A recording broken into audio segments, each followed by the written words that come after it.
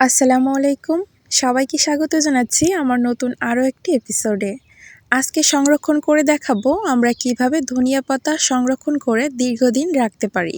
ধনিয়া পাতা এভাবে সংরক্ষণ করে রাখলে আপনারা আনসিজনেও বের করে খেতে পারবেন। তো ধনিয়া পাতা সংরক্ষণ করব বলে আমি একদম ফ্রেশ যে ধনিয়া পাতা সেটা কিন্তু তুলে নিচ্ছি, এটা দেখতেই পারছেন। তো আপনারা চেষ্টা করবেন একদম ফ্রেশ যে ধনিয়া পাতা এটা নেওয়ার, যেহেতু এটা দীর্ঘদিন রাখতে হবে। তো দেখুন আমি এগুলো তুলে নিয়ে আসলাম। এরপর আমি এটা বেছে নিব। এর ভিতরে যে পাকা পাতাটা আছে বা পচা পাতা এটা ফেলে দিব আর শিকড়টাও ফেলে দিচ্ছি। দিয়ে আমি সবগুলো ধনিয়া পাতা বেছে নিচ্ছি।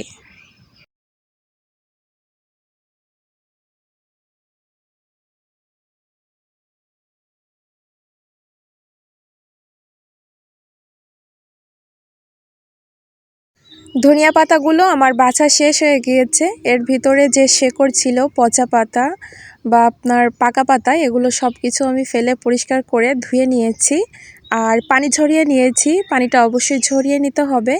এরপর হাতে আমি কিছুটা গুছিয়ে নিচ্ছি, এটা কাটতে হবে।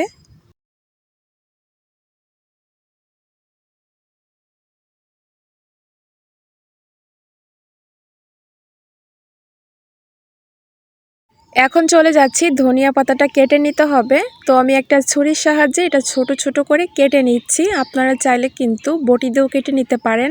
এইভাবে ধনিয়া পাতাটা কেটে ডিপ ফ্রিজে সংরক্ষণ করলে আপনাদের যখন ইচ্ছা তখন বের করে এটা রান্নায় ব্যবহার করতে পারবেন। ধনিয়া পাতা নরমালে রেখে বেশি দিন আসলে খাওয়া যায় না। এটা দেখা যায় 1 সপ্তাহ পরে এটা লাল হয়ে যায় বা পচে যায়। তো আপনারা কিন্তু এভাবে সংরক্ষণ করে মাসের পর মাস খেতে পারেন। তো কথা বলতে বলতে আমার ধনিয়া পাতাটা কাটা হয়ে গিয়েছে। এখন এই ধনিয়া পাতাটা একটা পলি ব্যাগে আমি সংরক্ষণ করব। তো দেখতেই পারছেন আমি ধনিয়া পাতাগুলো ঠিক কিভাবে কেটে নিয়েছি, এভাবে কেটে নিতে হবে।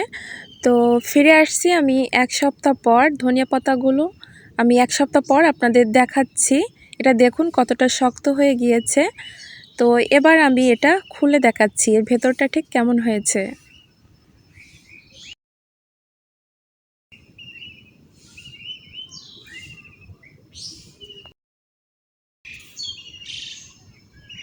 একটু কাছ থেকে দেখাচ্ছি ধনিয়া পাতাগুলো ঠিক কেমন দেখাচ্ছে। এর কালারটা একটু চেঞ্জ হয়ে গিয়েছে, মানে একটু ডিপ হয়ে গিয়েছে।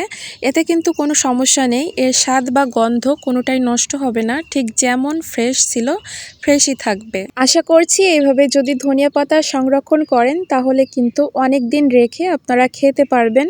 ভিডিওটি ভালো লাগলে অবশ্যই লাইক, কমেন্ট এবং শেয়ার করবেন। সেই সাথে আমার চ্যানেলটি সাবস্ক্রাইব করে রাখবেন এরকম নতুন নতুন আরও ভিডিও পেতে। তো সবাই ভালো থাকবেন, বিদায় নিচ্ছি। আল্লাহ হাফেজ।